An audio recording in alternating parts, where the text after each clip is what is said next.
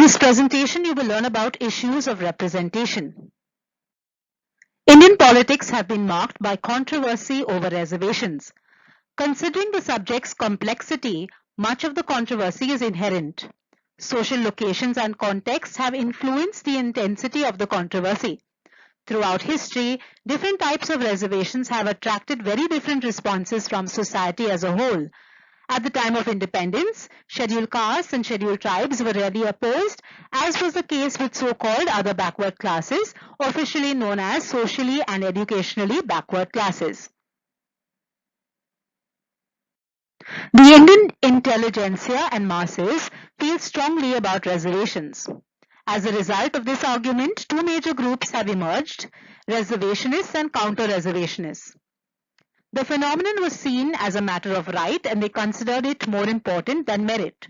According to them, merit is an element of hegemonic culture and is a cultural construct. The anti-reservationist standpoint, on the other hand, argues that this is an issue that goes against the primary idea of the Indian Constitution, which is equality of opportunity.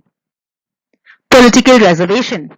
Under Article 330 and 332, STs and SCs are provided seats in both the Lok Sabha and legislative assemblies of the state to express their grievances as oppressed sections of society. Originally, the program began with a 10-year plan with the aim of putting pressure on the government bodies to resolve injustices faced by these backward communities. In doing so, the representatives are faced with the dilemma of being labeled as belonging to one side or another.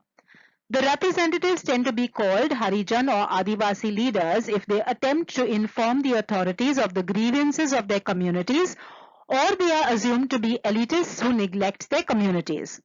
As regards fighting for their rights and injustice, there is a lack of political consciousness among the members of the ST-SC communities and their non-elected representatives.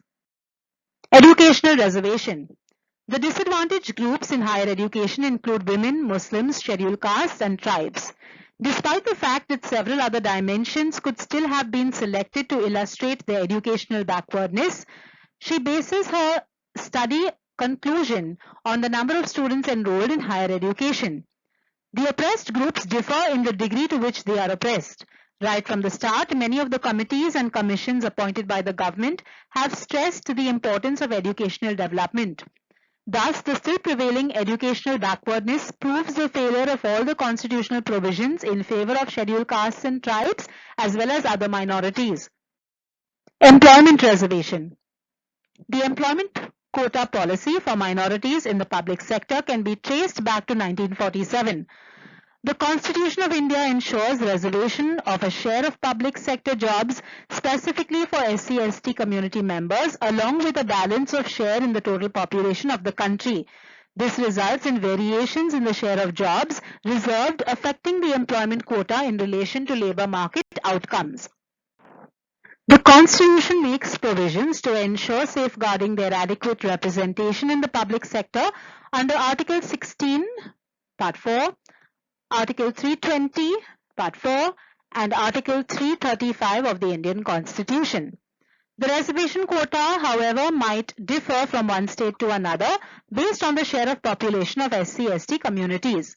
Hence, the policy of employment quotas for minorities could improve their labor outcome by being employed in these reserved jobs. Even those who do not end up getting a reserved job might some or the other way be benefited from the overall changes in the employment sector involving their community. Issues relating to reservation of scheduled castes or tribes.